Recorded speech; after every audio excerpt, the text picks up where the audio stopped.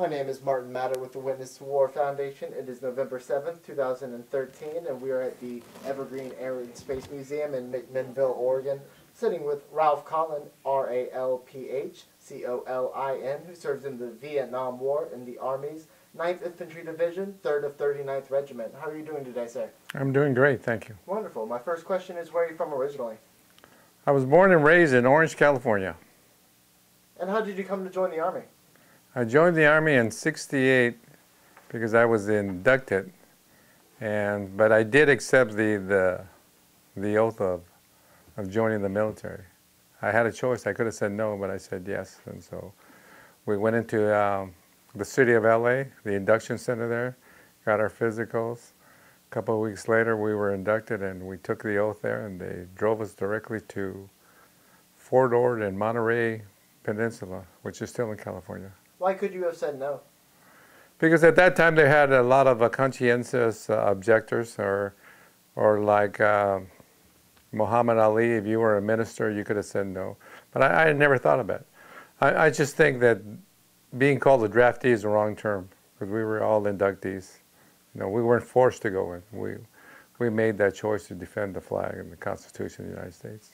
So tell me where you went for training again?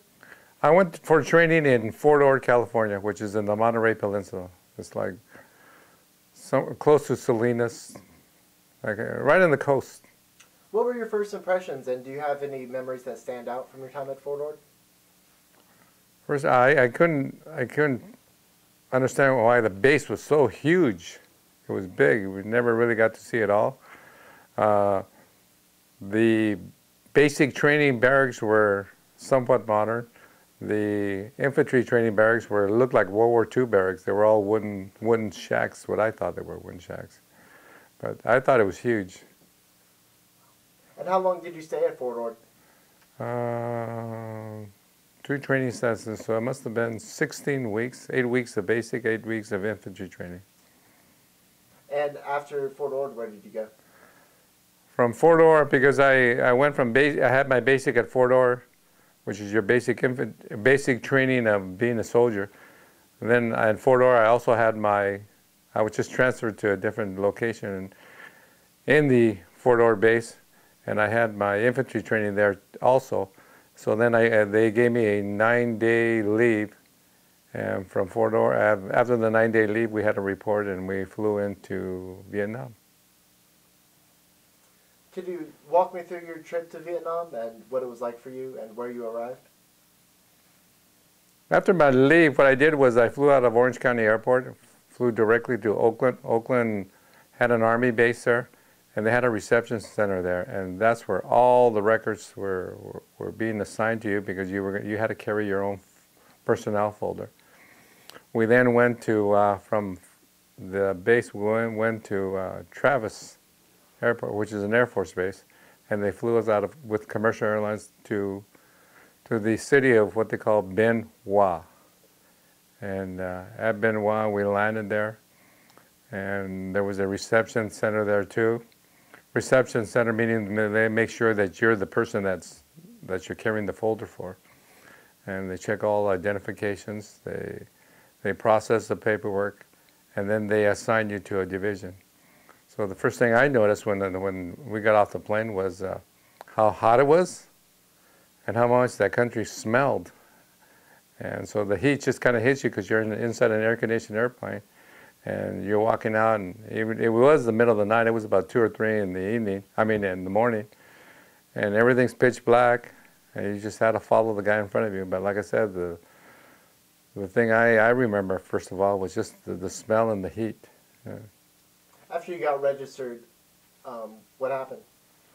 After you got registered, what they do is they assign you to a unit, which for me was the 9th Infantry Division.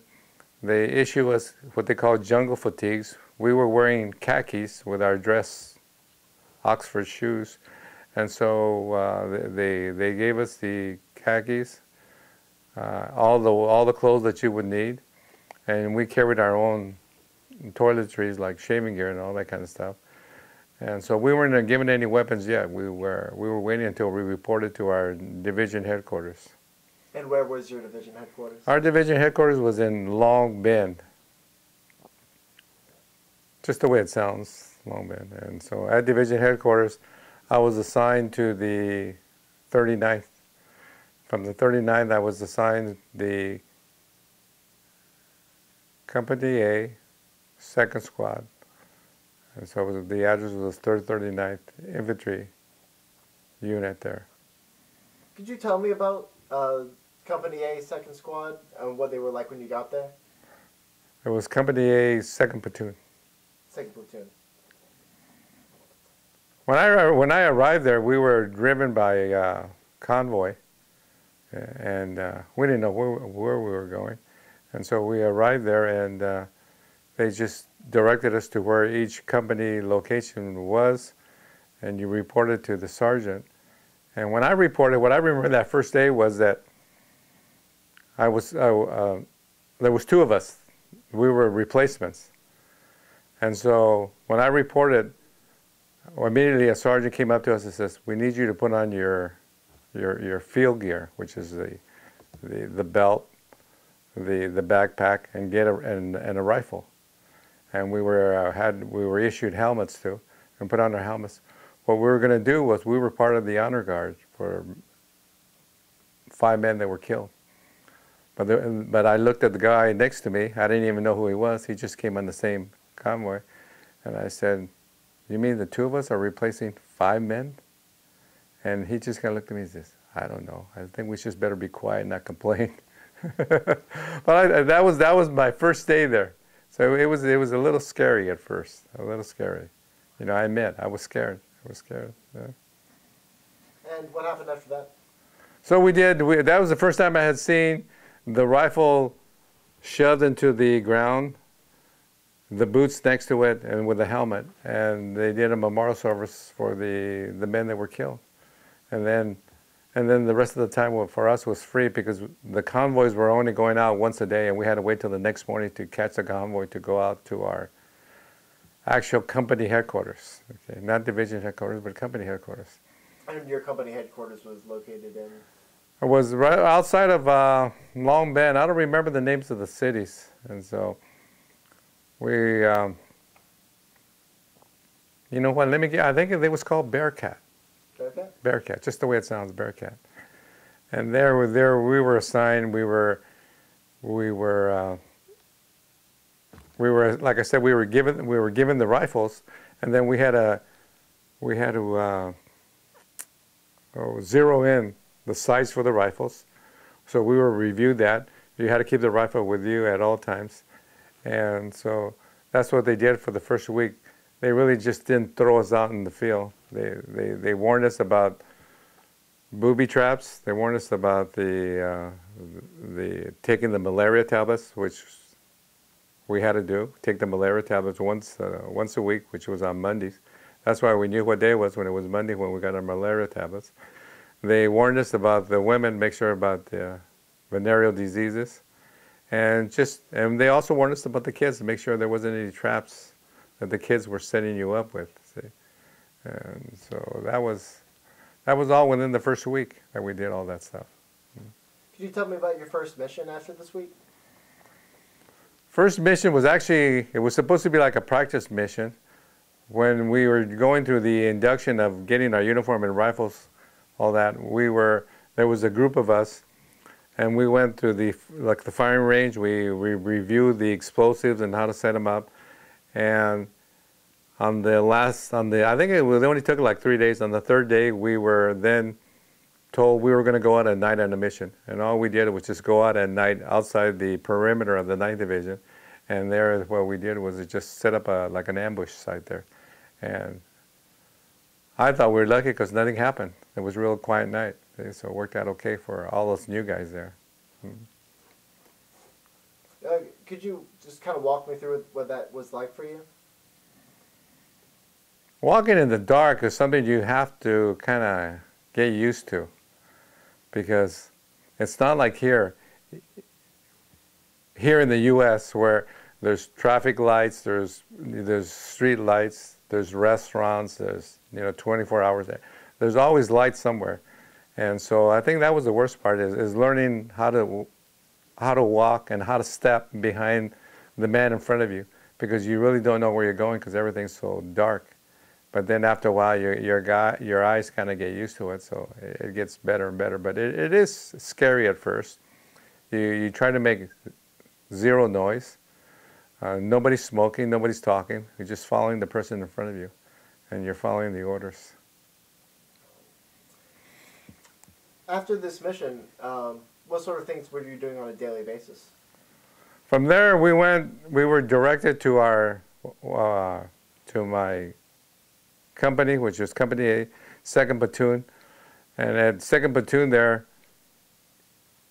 the first part of my tour there in Vietnam was we were going out in what they called tangle boats.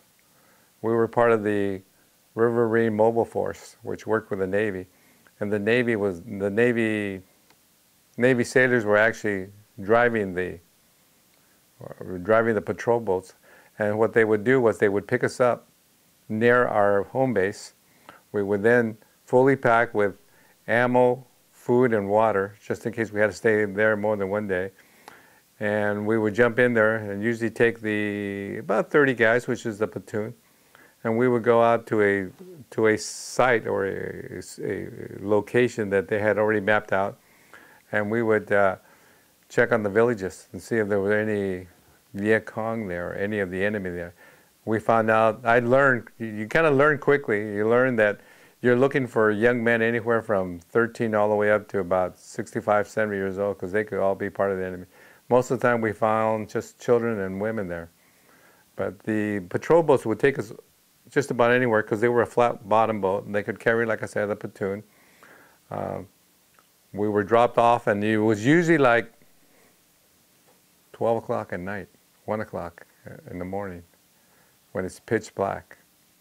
And I found out by talking to some other people that were in that area that the sailors actually on the boats were just as scared about being there as much as we were, because the way they told me was, you know, we dropped you guys off and then we had to wait for you in the middle of the river at night. And my answer was, well, you should have gone in there with us if you wanted to walk. I said, you didn't have to stay in the boat. And so they kind of, oh, no, that wasn't our job. And I said, well, yes, I was scared too. I said, we were all scared. We were all young men. I had just turned 20. So we were all young men, and so we were all scared. So that's what we had to do. We're supposed to go on search and destroy missions, what they call. Hopefully we would find the enemy. And I did that for first part of my tour. So I must have done that for about 5 or 6 months. We did it every day. There was no weekends off, no holidays. It was just every day, the same routine. The only time like I said, that we knew when it was Monday was because we were getting a malaria tablet. At that point, because I was fairly new, I carried just the regular M16 machine gun. And so later on, then I had a chance to carry the other weapons. Could you walk me through a particularly dangerous mission you had with the mobile riverines? Well, they were all kind of, well, not all kind of, they were all dangerous because, first of all, they were always done at night. Always. It seemed like at nighttime we were hoping to catch them. And scary mission would probably be like my first firefight, where we did come across some enemy and they started shooting at us. And the tracer rounds, you could see them coming over your head. And so that's when I remembered my sergeant at Fort Ord, California, where we had asked him if he ever got scared. He says, you're going to be so scared that your asshole's going to feel like a boxing glove. It's going to close up on you. And I thought about him for that 1 minute, and I said, you know, he was right. It is scary. And so that's what the mission was like. It's just shooting back and forth, and hopefully we would get him. Because I was fairly new when we were on the what they call the tangle boats on the rivers, or riverine force. I was put further behind the squad line or platoon line.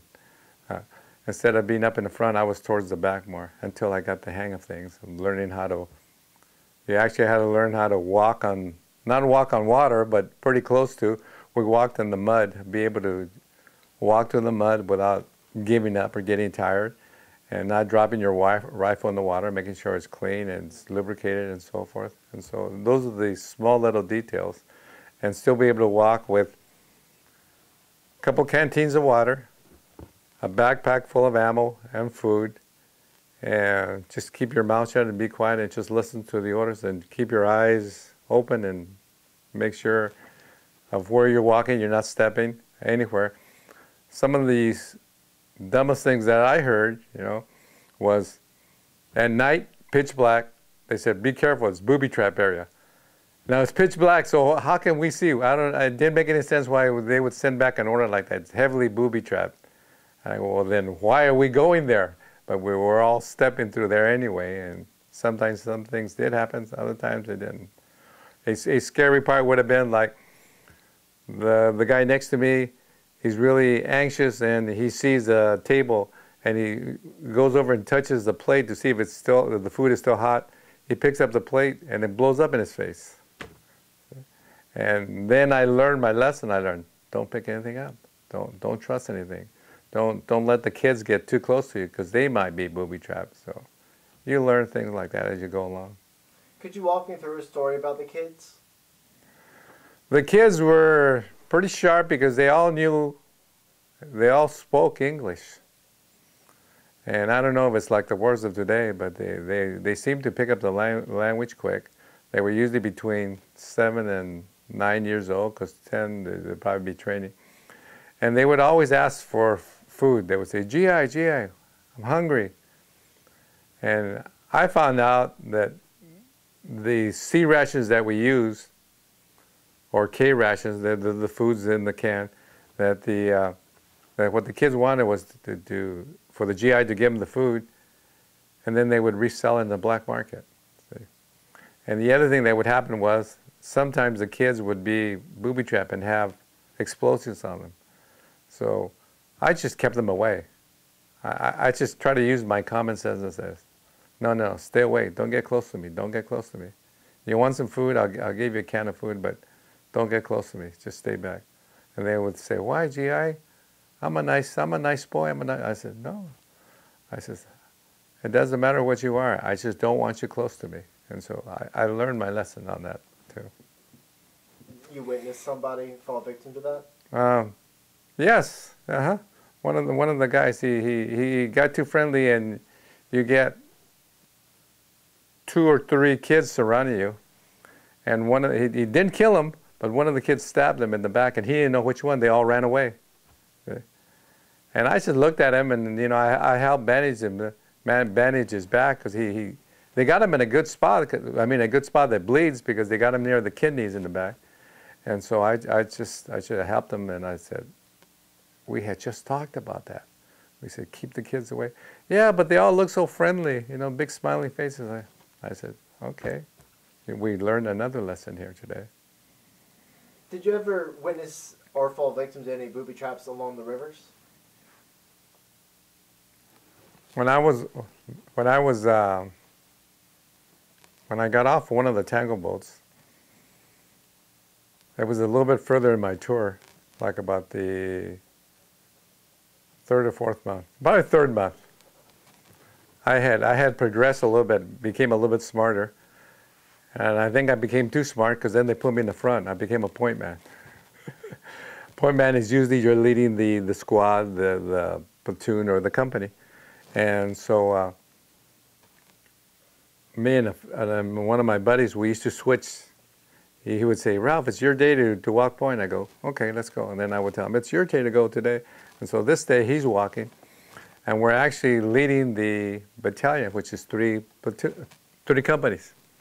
And we're getting into some heavy jungle. And we're in the front, so we're walking comfortable. But the rest of the battalion is stringing out too far, and so the word comes out to slow down. We're walking too fast for them. So he's about 5 yards away from me. And I tell him, I says, you need to hold up. The rest of the battalion needs to catch up. So he turns around, looks at me, And as he's making like a U-turn, he steps down and he steps on a booby trap, and it was a grenade. And I saw the flash, and I actually saw like the metal fragments coming, and there was a guy behind me, and I told him, I said, "It's a grenade." But when I saw it and reacted, it still wasn't fast enough, and I thought I was quick, because you're a young man, you're in perfect shape, and but it got me in the leg, and it got me near my nose, and the guy that stepped on it, he got it in a lot of shrapnel on his leg, and he was wounded enough where they used to send him to Japan for medical treatment. Got to Japan, he got to go back home, but he didn't lose his leg. He was very fortunate, but it just surprised us. And what happened to the guy next to me was we hit the prone position, which is laying flat on the ground, because what the booby trap did is it alarmed the enemy that we were in their area, and so they started shooting at us. So I was going to go help the wounded man, but the guy next to me says, "Don't go, Ralph, don't leave me alone." I go, "Why not?" He says, "I've been shot in my arm." I said, "I need help too." I mean, I'm laughing now, but it wasn't funny then. And so I said, okay, I'll stay with you. I'll stay with you. So I stayed with him, and we resisted the Viet Cong by both being there, and then the rest of the guys came in, and we were able to help the guy that was wounded worse than me, or with the guy wounded in the arm. So it worked out okay. We were then picked up by helicopter. We were flown back to the division headquarters, and they took care of us real quick. They bandaged my leg, which is the worst part. In my nose area, all they did was take out the piece of shrapnel. He put some stitches. The doctor says, "I did a great job. You won't even see the scar. Doesn't matter how long you live, you won't even see the scar." In my leg, there's a little bit of a scar there, and so he took care of that. So there was no problem. I was happy. They didn't give me too much time off. They gave me 4 days off, and the first day they counted was the day that I was wounded. So I actually only got 3 days off, but it was okay. It got me a chance to eat some hot food, chow, relax a little bit, go to the NCO club and just have a beer or two, and just relax for a little bit. But then I knew I had to go back. So. And where did you go when you went back? When I went back to my same company and same platoon and same squad. And where were they located at this point? We were still located in outside of Bearcat, between Long Bend and Bearcat. We were always in the river area. It wasn't like the other wars where you had a big base. We had campsites that we moved around all the time, and so we never had a fixed building or a fixed bunker. You just slept out in the open, and hopefully none of the enemy will walk up on top of you or something like that. Yeah. Can you tell me about your first mission coming out of the hospital?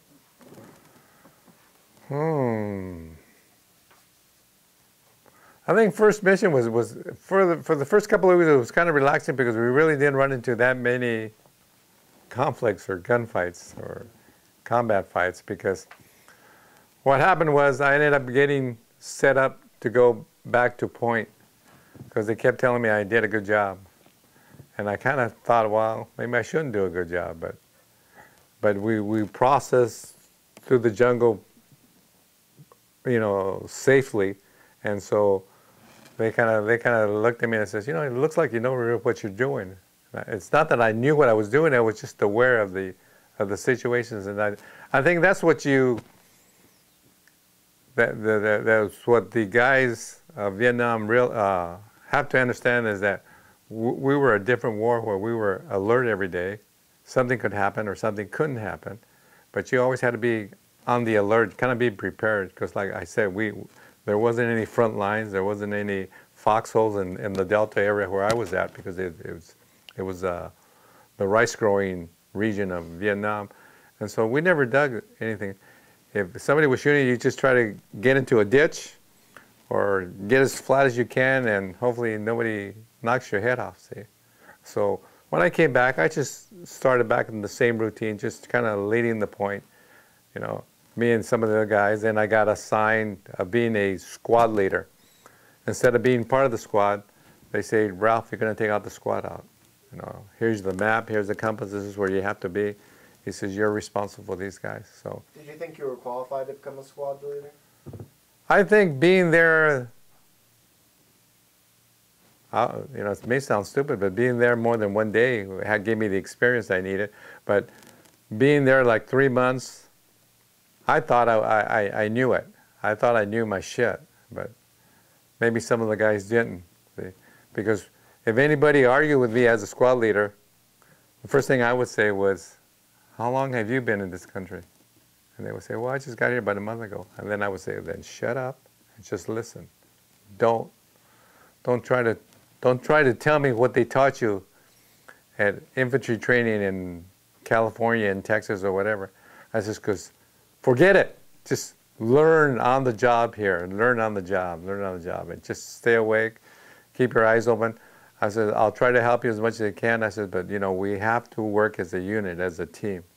I don't need you to, you know, fall back. I don't need you to just shoot at anything. I don't need you to be wasting your ammunition. We need to work as a team. Yeah. What was your most memorable mission as squad leader, or memorable experience? As a squad leader, well, let me try to describe it a little bit. Vietnam is a beautiful country if there wasn't a war going on. Where I was at, there was rice paddies, a lot of water, a lot of canals, just like in the movies. Okay. After we left the Tango boats, I don't know if I told you, but we went into helicopters. And so the first time I went in a helicopter, the guys pushed me into the middle. Okay, these helicopters did not have doors. They had machine gunners on the side. We carried our own water, ammo, food, and so forth. And like I said, there was no seats and there was no seat belts, so you just hung on by yourself. Okay. Then I learned that the best place to be was at the door, because you wanted to be the first guy out of the helicopter because the helicopter was such a big target. So that's what I learned to do. Okay. And so one of the missions that I didn't know was happening was I was ordered to walk point again. And we were going to go from a rice field area into a jungle area. And as we're going to the jungle area, it's memorable because I got my we used to call them kills. I don't know if it's the correct term or not, but I got my first 2 kills there. We actually walked up on a couple of the enemy, and they were like taking a break and eating, it was such a dense jungle, they never thought we would be walking in there. And we walked in there, and we opened up with our M16s, and we got them both. But then I wanted to keep on chasing or follow the trail, see if we would find more. But then we got orders to pull back. As we're pulling back,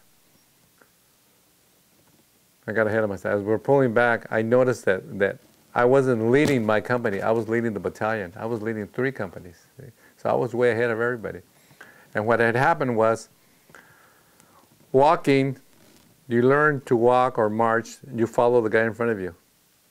And I still never forget it, but as we got back to the area where it was a little bit safer, because then artillery started to come in, they decided to send artillery into the jungle area instead of having us go in there. I noticed there was a huge, like, crater in what they call one of the dikes that surround the rice paddies. Well, there was a huge crater. What had happened was there had been a mine there, booby trap, and I didn't even see it. And so I missed, and the guy next to me didn't see it. We missed it, and it wasn't more than about 5 feet away from us. And I see the crater, and I go, "What happened?" He says, "Don't you know?" I go, "No, I was the point man." He says, "The radio operator for the second company was a new guy. He felt a little tired, so he decided to step away from the trail that we had made and sit down and take a break. When he sat down, he sat on the mine." Okay? And so that's when, you know, it's kind of thing you don't forget. Because right away I thought, I says, "God, we just walked through here." And when I wasn't more than a couple feet from that area, I says, I kept telling myself, how did it happen? How did we miss it? But it was just the jungle, the vegetation. You couldn't see everything. Sometimes it was luck. Sometimes it was prayers from the family. Sometimes it wasn't your time to go. So I missed that one, but I didn't even know the guy or the soldier that was killed. But he couldn't have been any older than me, 19 or 20 years old, but he never